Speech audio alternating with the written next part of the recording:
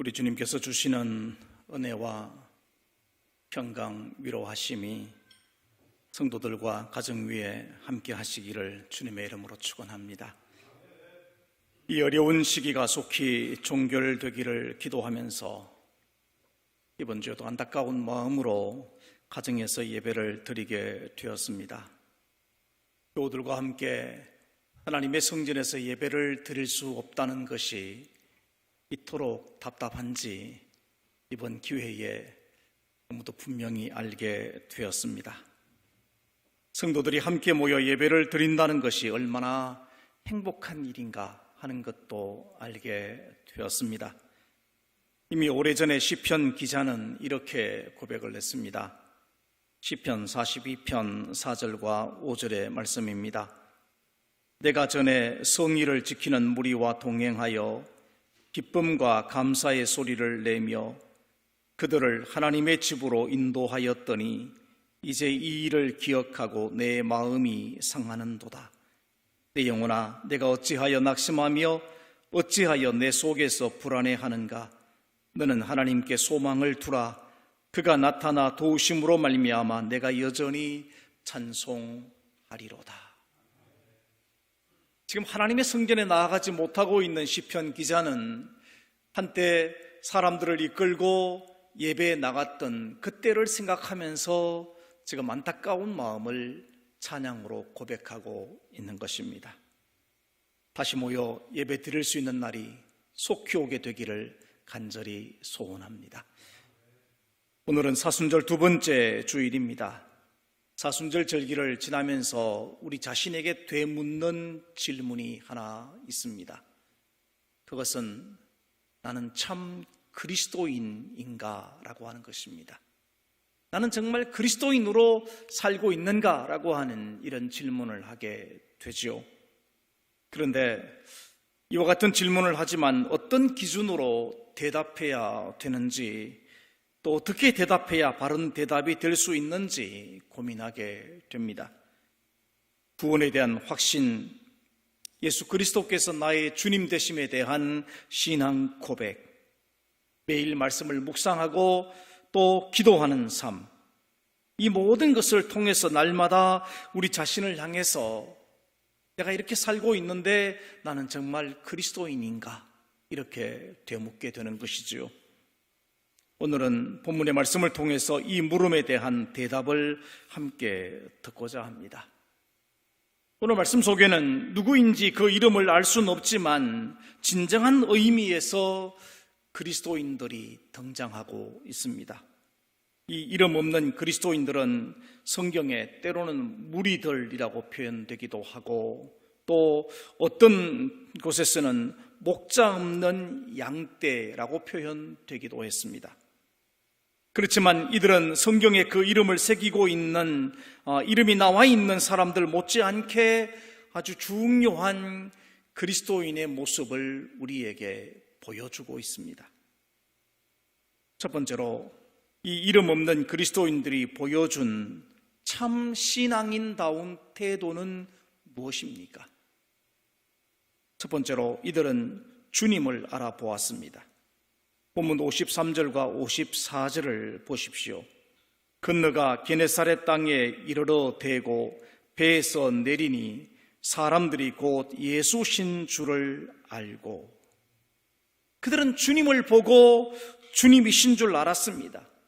얼굴만 알았다는 의미가 아니라 주님의 능력도 알았습니다. 여러분, 게네사렛은 어떤 곳입니까? 누가복음 5장 1절 이하를 보면 주님과 베드로가 처음 만나는 역사적인 사건이 기록이 됩니다. 바로 그 장소가 게네사렛입니다. 갈릴리 호수를 중심으로 여러 마을들이 있습니다. 우리가 많이 들은 대로 가버나움, 베세다, 게네사렛, 또 디베랴, 여러 마을들이 갈릴리 호수 주변에 이렇게 세워져 있습니다. 게네사렛은 베드로의 고향인 가버나움으로부터 남쪽으로 조금 내려온 지역에 위치해 있습니다. 이미 주님은 이 지역에서 많은 이적을 나타내셨고 말씀을 전하셨기 때문에 게네사렛 사람들은 주님이 어떤 분인지 이미 알고 있었다는 이야기입니다. 여러분, 참 그리스도인이 되는 첫 번째 조건은 주님을 알아야 한다는 것입니다. 그래서 주님은 제자들에게 묻기까지 하셨습니다. 뭐라고 물었습니까?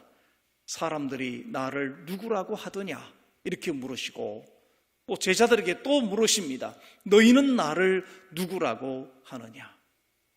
그때 그 유명한 베드로의 신앙 고백이 나타나게 되죠. 주는 그리스도시요 살아계신 하나님의 아들이십니다. 그때 주님은 그 신앙 고백을 들으신 후에 내가 이 반석 위에 내 교회를 세우리라 라고 하는 축복의 말씀도 해 주셨습니다. 그러므로 참 그리스도인은 무엇보다 주님이 누구이신지를 분명히 알아야 합니다. 둘째로 그 온 지방을 돌아다니며 병든 자를 데리고 나왔습니다. 주님이 그곳에 오시자 주님을 알아본 사람들의 행동은 다른 지역의 사람들과는 달랐습니다. 보통의 경우 주님이 오시면 어떻게 합니까? 주님을 애워싸고 주님이 무슨 말씀을 하시는가 듣고자 하고, 또 자신의 문제와 자신의 불편함을 호소하면서 주님의 도우심과 고쳐주심을 요청하는 것이 일반적인 모습입니다. 그런데 이 게네사렛 사람들은 다른 행동을 하고 있습니다. 이들 자신도 여러 가지 문제들을 안고 있었지만 자신들의 문제를 생각하기보다는 실제적인 고통을 겪고 있는 사람들을 찾아 나서고 있습니다. 그리고 단지 예수님이 오셨다는 이야기만 한 것이 아니라 병든 사람들을 침상째에 메고 예수님께 나아오고 있다는 것이죠. 56절을 보시면 예수님께서 들어가시는 지방이나 도시나 마을로 병든 자를 데리고 왔다, 이렇게 말씀하고 있습니다. 게네사렛 사람들의 이 같은 수고와 헌신은 주님께서 보여주신 무한한 긍휼의 사랑과 닮아 있습니다. 주님의 마음과 닮아 있다는 것입니다. 그들은 더 큰 고통 속에 있고 도움이 필요한 이들을 생각하는 긍휼한 마음을 가졌습니다. 그리고 그들을 고쳐주기를 주님께 기도하고 있습니다.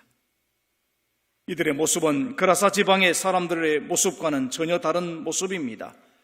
마가복음 5장을 보면 주님은 그라사 지방에서 귀신 들려서 무덤가에 살고 있던 한 사람을 고쳐준 사건이 있습니다.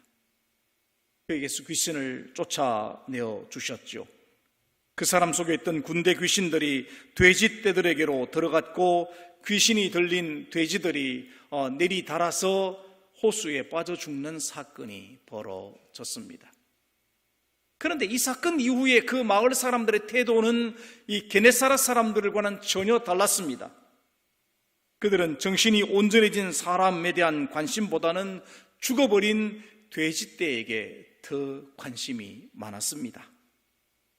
결국 그들은 주님을 만나서 자신들의 지방에서 떠나시기를 간구하고 있습니다.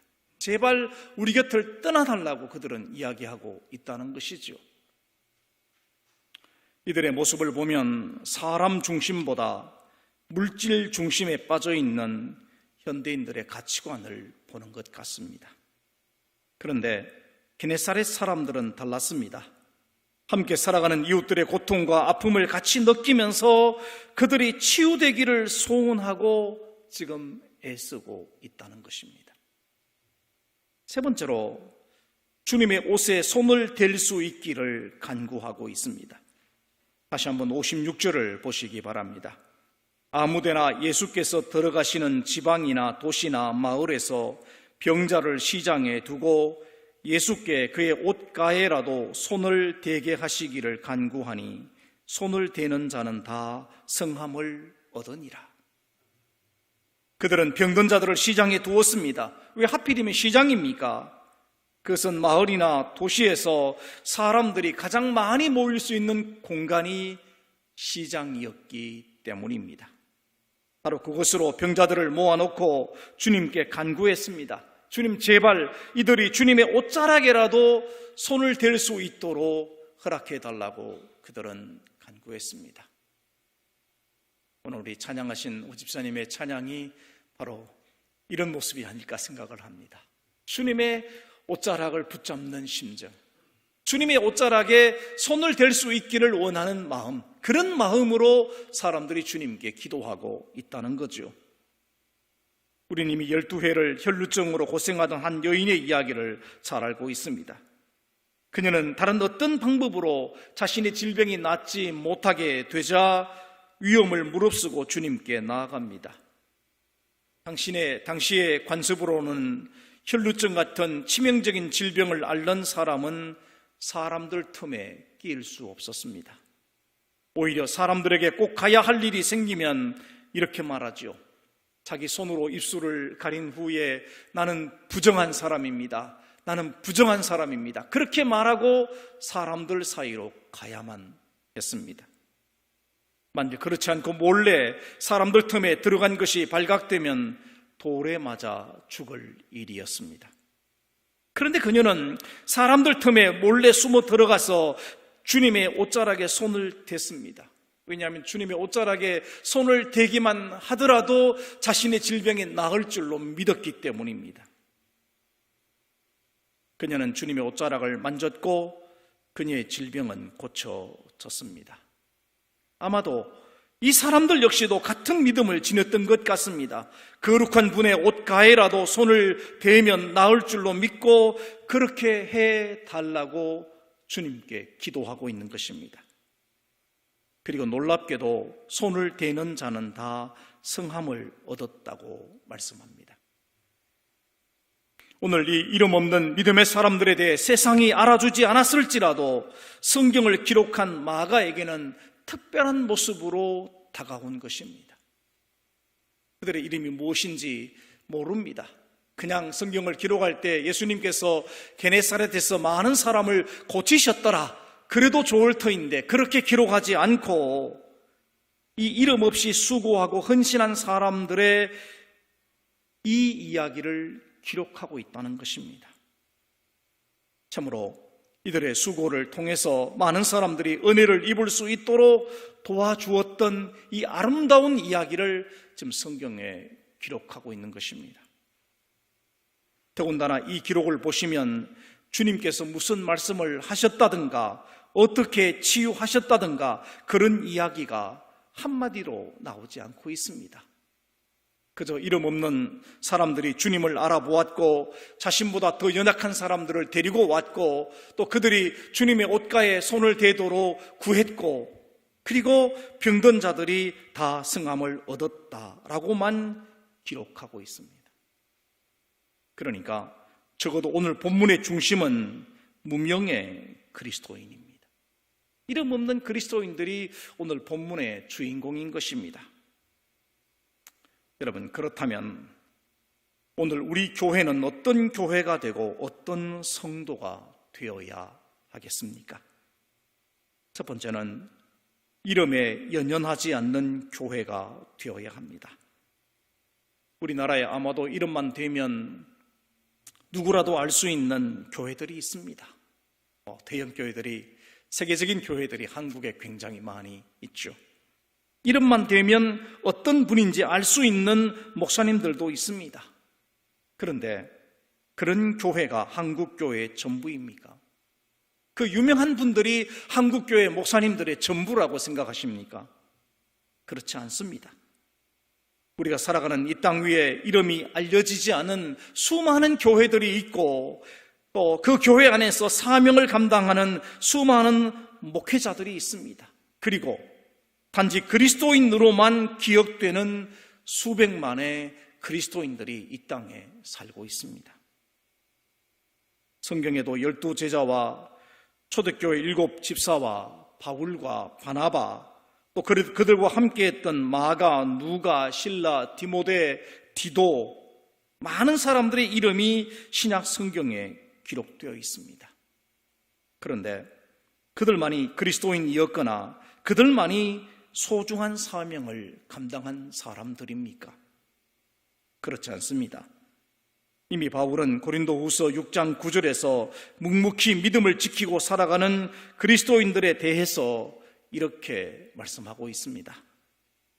무명한 자 같으나 유명한 자요, 죽은 자 같으나 보라 우리가 살아있고 징계를 받은 자 같으나 죽임을 당하지 아니하고, 무명한 자 같으나 유명하다, 이름이 없는 자 같지만 하나님 앞에서는 그들의 이름이 굉장히 소중하다는 것입니다. 수많은 그런 그리스도인들이 이미 있다는 것이지요. 오늘 우리의 인생 여정이 이름 없는 교회에서 이름 없는 그리스도인으로 살아간다고 할지라도 오늘 본문 속에 나오는 이 무명의 참 그리스도인의 모습을 가지고 살아간다면 우리의 믿음의 삶은 소중하고 의미가 있을 것입니다. 이름이 알려지지 않았지만 참 그리스도인의 모습을 보여준 게네사렛 사람들의 이야기가 성경에 기록된 것처럼 오늘 우리의 이름이 하나님의 나라에 분명히 기록되고 기념될 줄로 믿습니다. 두 번째로, 능력의 크고 작음에 연연하지 않아야 합니다. 오늘 본문 속에 나오는 이들이 어떤 능력을 가졌는지에 대해서 어떤 기록도 없습니다. 그들은 그야말로 평범한 사람들입니다. 누구든지 할 수 있는 일을 하고 있습니다. 여러분, 주님을 알아보는데 무슨 특별한 능력이 있어야 합니까? 그렇지 않습니다. 병든 자를 데리고 나오는데 무슨 대단한 설득력이나 굉장한 힘이 필요한 것도 아닙니다. 혹시 자신보다 더 연약한 자들을 불쌍히 여기는 그 긍휼함이 특별한 능력이라면 이들에게는 그 능력은 있었습니다. 우리는 요한계시록에 나오는 빌라델비아 교회를 잘 알고 있습니다. 요한계시록 2장과 3장을 보면 요한은 밤모섬에서 초대교회에 대한 환상을 보게 되죠. 특별히 지금 현재 터키에 있는 7교회를 향한 주님의 말씀을 듣습니다. 그 가운데 빌라델비아 교회는 주님의 책망을 받지 않고 칭찬만 받은 교회로 기록됩니다. 그런데 이 교회가 주님의 칭찬을 받은 것이 무슨 대단한 능력이 있었어입니까? 결코 그렇지 않습니다. 요한계시록 3장 여러분 7절과 8절을 보면 이렇게 말씀을 하십니다. 빌라델비아 교회 사자에게 편지하라. 거룩하고 진실하사 다윗의 열쇠를 가지신 이 곧 열면 닫을 사람이 없고 닫으면 열 사람이 없는 그가 이르시되, 볼지어다 내가 내 앞에 열린 문을 두었으되 능히 닫을 사람이 없으리라. 내가 내 행위를 아노니 내가 작은 능력을 가지고서도 내 말을 지키며 내 이름을 배반하지 아니하였도다. 그들이 엄청난 능력이 있어서 주님의 이름을 지켜내고 믿음을 지켜낸 것이 아닙니다. 작은 능력을 가지고 있었지만 주님의 말씀을 배반하지 않고 그들의 믿음을 끝까지 지켜냈다. 이것이 주님의 칭찬입니다. 빌라델비아 교회는 작은 능력을 가진 교회였지만 우상 숭배가 가득하고 박해가 심한 그 상황 속에서도 주님의 말씀을 지키고 주님의 이름을 배반하지 않았던 것입니다. 오늘 우리가 주님의 뜻을 이루고 살아가는 일에 무슨 대단한 능력이 필요하다고 생각하지 마십시오. 사회적인 권력이나 명예나 물질이나 특출한 재능이 있어야만 주님을 섬기고 이웃을 섬길 수 있는 것은 결코 아닙니다. 우리는 우리에게 주어진 재능과 능력을 따라 복음을 전하고 서로 섬기고 서로 긍휼히 여기며 살아가면 되는 것입니다. 그러면 참 능력은 주님께로부터 나오는 것입니다. 병든 자를 치유하고 불신자를 구원하고 새롭게 변화시키는 것은 주님이 하십니다. 우리는 다만 그들을 주님께로 인도하고 이끌어주면 되는 것입니다. 세 번째는 긍휼함을 품고 기도하는 교회가 되어야 합니다. 오늘 본문에 나오는 무명의 그리스도인은 이 연약한 병자들을 위해 주님께 중보의 기도를 드리고 있습니다. 다른 이들을 위한 중보의 기도는 매우 중요합니다. 바울은 디모데전서 2장 1절에서 이런 당부를 하죠. 그러므로 내가 첫째로 권하노니 모든 사람을 위하여 간구와 기도와 도고와 감사를 하되. 모든 사람을 위해서 간구하고 기도하고 도구하고 감사의 기도를 또 드리라는 것입니다. 한마디로 말하면 다른 이들을 위해 중보의 기도를 하라는 말씀입니다. 우리 교회 안에서 드려지는 모든 대표 기도 속에서 중보의 기도가 이루어져야 합니다. 기도회 모임이나 예배를 통해서도 반드시 중보의 기도는 드려져야 합니다. 더 연약한 자들을 위해서, 어려운 문제를 만난 이들을 위해서, 그리고 구원받아야 할 영혼을 위해서, 어린이와 청소년과 청년들을 위해서, 지금 코로나19로 인해서 고통을 당하는 모든 이들을 위해서, 우리와 함께 살아가고 있는 주변의 모든 사람들을 위해서 중보의 기도가 드려져야 합니다. 이 중보의 기도가 넘치게 될 때 하나님의 역사도 넘치게 될 줄로 믿습니다. 우리는 사도행전 2장 42절을 통해서 초대교회의 모습을 엿볼 수 있습니다. 그들이 사도의 가르침을 받아 서로 교제하고 떡을 떼며 오로지 기도하기를 힘쓰니라. 여러분, 초대교회는 서로 교제하고 기도하는 그런 교회였습니다. 기도를 회복할 때 믿음이 회복됩니다. 기도가 회복될 때 참 교회가 되고 참 그리스도인이 될 수 있습니다. 왜냐하면 기도는 하나님과의 깊은 교제이기 때문입니다. 기도는 주님이 일하시도록 요청하는 것이기 때문입니다. 사랑하는 성도 여러분, 사순절기를 지나면서 우리는 어떤 신앙적인 결단을 해야 하겠습니까? 어떤 그리스도인의 모습으로 살아가야 하겠습니까? 우리 교회가 어떤 교회의 모습으로 세워져야 하겠습니까? 지나온 연수는 자랑거리가 아니라 지금까지 지켜주신 것을 감사할 조건입니다. 73년의 역사를 지나온 우리 교회가 그 역사를 자랑할 것이 아니라 그동안 지켜주신 것에 대한 감사의 조건임이 틀림이 없습니다. 앞으로 엄청난 교회가 될 것을 꿈꾸기보다는 말씀에 순종하여 본질적인 사명을 감당하기 위해 묵묵히 복음을 전하고 이웃을 사랑하고 성도의 거룩한 교제와 중보의 기도를 감당하는 교회와 성도가 되겠다고 하는 결단을 할 수 있어야 할 것입니다. 그리고 교회 안에서 묵묵히 자신의 사명을 감당하는 사람들을 우리는 존경하고 알아줘야 합니다. 정말 이름 없이 묵묵하게 헌신하는 그들을 우리는 알아주고 그들을 존경할 줄 알아야 됩니다. 주님이 필요로 하신다면 얼마든지 주님의 뜻에 합당하게 사용하실 수 있음을 믿고 지금 우리에게 주어진 사명에 최선을 다하는 교회와 성도가 되어져야 합니다. 여러분, 이번 한 주간도 무명의 그리스도인으로 살아갈지라도 주님께서 알아주시고 그의 합당한 은혜로 채워주실 줄을 믿고 담대하게 또 겸손하게 주님을 따라가는 우리 교회와 성도들이 되시기를 주님의 이름으로 축원합니다. 기도하겠습니다. 거룩하신 아버지 하나님, 참으로 어려운 이 시기를 지나면서 더 깊은 마음으로 사순절 절기를 지나고 있습니다. 우리를 위해 고난 당하시고 자신의 모든 것을 내어 주셨던 주님의 그 깊은 사랑과 긍휼과 은혜를 우리 마음속에 온전히 새길 수 있도록 도와주시옵소서. 함께 모여 예배하지 못하는 우리의 답답한 마음과 이 안타까움이 참으로 우리 깊은 믿음과 연결될 수 있도록 인도하여 주시옵소서.